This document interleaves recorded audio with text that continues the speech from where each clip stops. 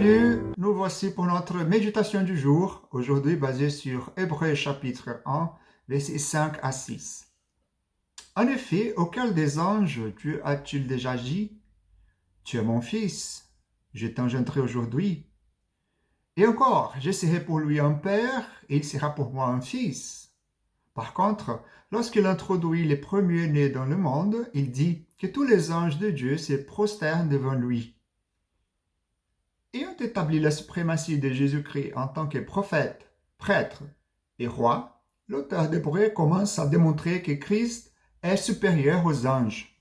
Le témoignage des Écritures est utilisé pour prouver que Christ est supérieur aux anges.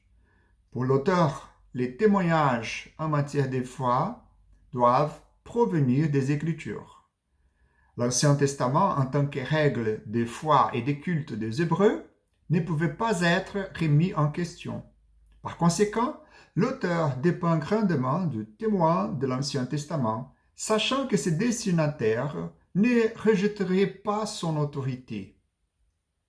La méthode que l'auteur utilise pour présenter son cas est intrigante. En son commentaire d'Hébreux, John Owen commente que l'auteur d'Hébreux soutient négativement l'autorité de l'Écriture en matière de foi et de culte à Dieu. Au verset 5, l'auteur écrit « En effet, auquel des anges Dieu a-t-il déjà dit « Tu es mon fils » Ce type d'argument rhétorique est une méthode valide utilisée pour produire une réponse négative. L'auteur cite le psaume 2, verset 7 « Tu es mon fils, aujourd'hui je t'engendrerai » et aussi 2 Samuel 7, verset 14 « Je serai pour lui un père, il sera pour moi un fils ». La citation du psaume 2 était certainement délibérée. C'était un psaume connu de l'Église et dans le judaïsme du 1er siècle, comme un psaume messianique. Et bien qu'il soit vrai que les anges étaient appelés fils de Dieu d'une manière générale, un tel titre n'a jamais été attribué à aucun ange personnellement, individuellement. De plus, Dieu n'a jamais dit à un ange « Je serai pour lui un père ».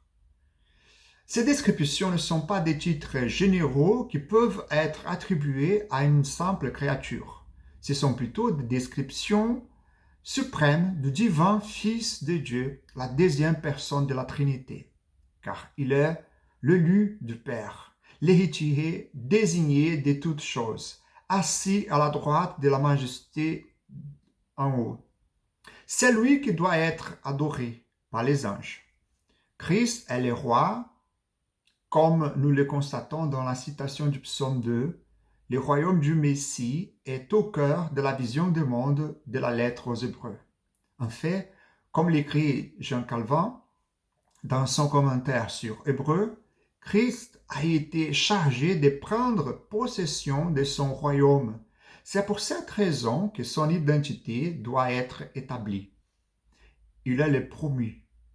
Et selon l'auteur d'Hébreux, il doit être adoré par ceux qui l'ont créé. Lisez le psaume 2 et considérez les multiples façons dont le psalmiste décrit le triomphe et le royaume du Messie.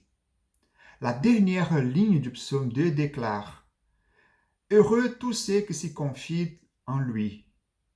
Rappelez-vous toujours qu'il est le seul Fils de Dieu engendré, en qui il y a une vie éternelle pour tous ceux qui croient en lui. Que Dieu vous bénisse.